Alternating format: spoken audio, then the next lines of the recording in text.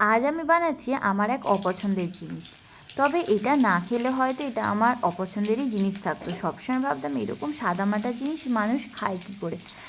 আজকে থেকে খাওয়ার পর থেকে এটা কিন্তু আমার একটা ফেভারিট হয়ে গেল, ফেভারিটের লিস্টে অ্যাড হয়ে গেল। এত সিম্পল, এত সহজে যে এত টেস্টি খাবার বানানো যায় এটা আমি আগে জানতাম না। প্রথমে আমি কিছুটা গোটা গরম মশলা দিয়েছি, তার সাথে একটা তেজপাতা দিয়েছি, আর ছোটো ছোটো করে আদা আর রসুন কেটে রেখেছিলাম সেগুলোকে দিয়ে দিয়েছি। দিয়ে হালকা ব্রাউন কালারের হয়ে যাওয়ার পরে আমি এর মধ্যে দিয়ে দিচ্ছি বড় বড় করে কেটে রাখা পেঁয়াজ। কিছুটা পেঁয়াজটাকে হালকা করে ভেজে নেবো, ভেজে বলতে লাল করব না, হালকা একটু নাড়িয়ে নেবো। এরপরে আমি অ্যাড করব কেটে রাখা যে সবজিগুলো। যেহেতু আমার কাছে বাড়িতে আজকে গাজর ছিল না, তাই আমি আজকে এর মধ্যে পেঁপে দিচ্ছি, আলু দিচ্ছি আর ক্যাপসিকাম দিচ্ছি। গাজরটা দিলে হয়তো টেস্টটা আরও ইনহ্যান্স হতো, কিন্তু গাজরটা আমার কাছে ছিল না, তাই যে কটা সবজি বাড়িতে ছিল সে কটা দিয়েই আজকে বানিয়ে ফেললাম আজকের আমার এই চিকেন স্টুয়ের রেসিপি। তার সাথে এবার আমি অল্প করে অ্যাড করলাম নুন।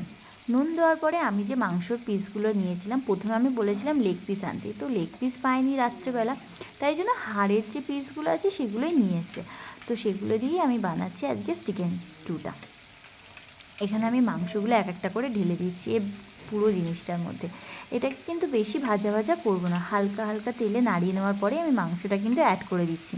আর এর মধ্যে সেরকম কোনো মশলাও কিন্তু দেওয়ার কোনো ঝামেলা নেই, তো এটা খুব সহজেই আর খুব তাড়াতাড়িভাবে করে নিতে পারবে তোমরা।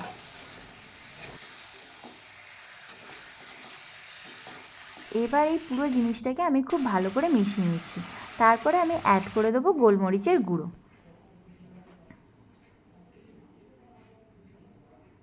আর তারপরে সবটাকে ভালো করে নাড়িয়ে নেওয়ার পরে আমি এর মধ্যে দিয়ে দিচ্ছি পরিমাণ মতো জল, যাতে এটা ভালো মতো সিদ্ধ হয়ে যায়।